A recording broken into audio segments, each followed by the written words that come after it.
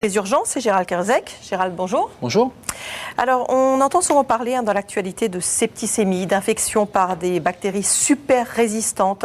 Ça a été le cas récemment à l'hôpital Cedars-Sinai qui accueille des vedettes à Los Angeles.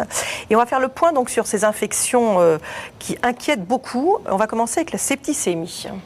Alors, ce n'est pas tellement les bactéries super résistantes qui restent encore heureusement relativement rares, mais la septicémie, ça concerne toutes les bactéries. Et septicémie, sepsis, c'est l'infection, hémie, c'est l'infection dans le sang. Et donc, c'est la diffusion d'une infection qui est d'abord localisée, au poumon, une infection urinaire, qui va diffuser, comme on le voit sur l'animation. Ça démarre par le poumon, par exemple, si c'est une pneumopathie, une pneumonie. Et cette bactérie va passer par voie sanguine et va diffuser dans tout l'organisme. Et donc, la septicémie, c'est l'infection généralisée avec une mortalité qui est relativement importante, quel que soit le point de départ, comme on dit, de cette infection. Il y a deux expressions, choc infectieux et choc septique, il y a une petite nuance. Il y a même plus que ça. Et j'allais dire, c'est presque pareil, mais c'est un continuum. C'est-à-dire que ça va démarrer par un sepsis, qu'on appelle un sepsis, qui est un syndrome inflammatoire. À la limite, la bactérie n'est pas encore identifiée, mais l'organisme va réagir avec une inflammation, une fièvre généralement, des signes comme la tachycardie, le cœur va se mettre à s'accélérer, vous avez de la fièvre, vous avez la fréquence respiratoire qui va s'accélérer aussi. Ça, c'est le premier stade, c'est le sepsis.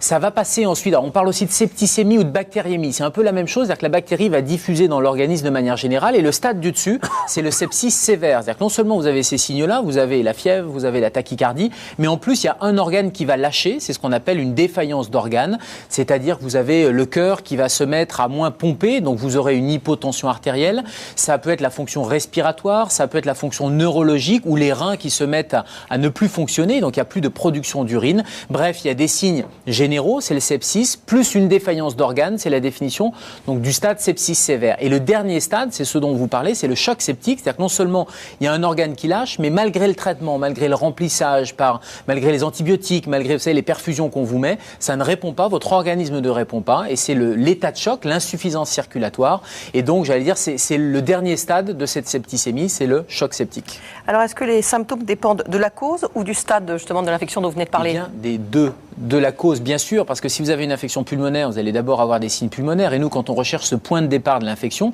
on va rechercher des signes pulmonaires, alors une douleur thoracique, une difficulté respiratoire. On va faire une radiographie pour aller chercher une image de pneumonie triangulaire sur la radio.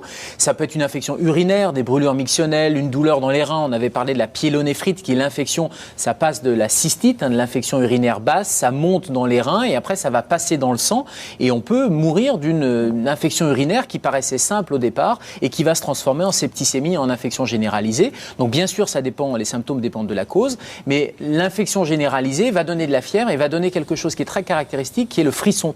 Et quand on va aller chercher à faire le diagnostic de cette septicémie, on va faire un prélèvement qui s'appelle une prise de sang, qui s'appelle les hémocultures, et on va essayer de le faire au moment où la personne frissonne, c'est-à-dire qu'il y a une décharge de bactéries dans l'organisme, pour aller essayer de capter ces bactéries et d'aller les identifier. Dans la série Urgence, on dit les hémocs. Les hémocs.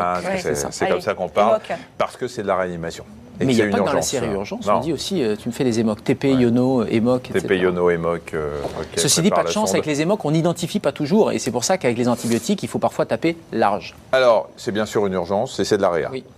C'est une urgence et alors si c'est au stade d'infection de sepsis, ça reste les urgences et ça reste une urgence de faire le diagnostic rapidement, 2 d'identifier la bactérie et 3 de mettre en route le traitement. Et ces 3 étapes-là. Traitement par voie orale ou forcément déjà par voie générale? Si c'est une infection qui est à un stade précoce, on peut démarrer par voie orale. Par contre, si on est déjà au sepsis sévère, voire au choc septique, c'est non seulement une urgence et aux urgences, mais c'est aussi en réanimation. Et quand il y a une défaillance d'organes, le patient passe des urgences à la réanimation. Et tout l'enjeu, c'est que toutes ces étapes-là, elles se fassent le plus vite possible. Et il y a toute une campagne internationale un peu d'harmonisation de nos pratiques, que ce soit aux États-Unis, en Europe, qui s'appelle une campagne, la Surviving Sepsis Campaign, pour gagner du temps et minimiser le temps entre vous arrivez aux urgences et le temps où on met en route les antibiotiques, on met en route ce qu'on appelle le remplissage, c'est-à-dire qu'on va vous mettre des perfusions pour pouvoir compenser le manque de liquide et donc essayer de prendre de vitesse la bactérie. Pourquoi le manque de liquide? Parce que quand on a un choc septique, on a une vasodilatation généralisée, donc des œdèmes, problème. Et donc, du coup, la tension artérielle qui chute. Et pour pouvoir compenser cette chute de tension artérielle, il faut qu'on remplisse.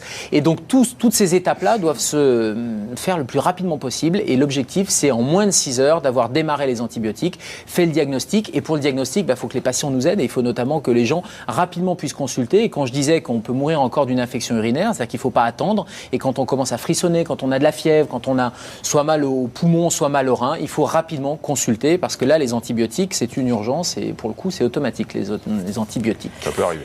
Merci beaucoup, Gérald.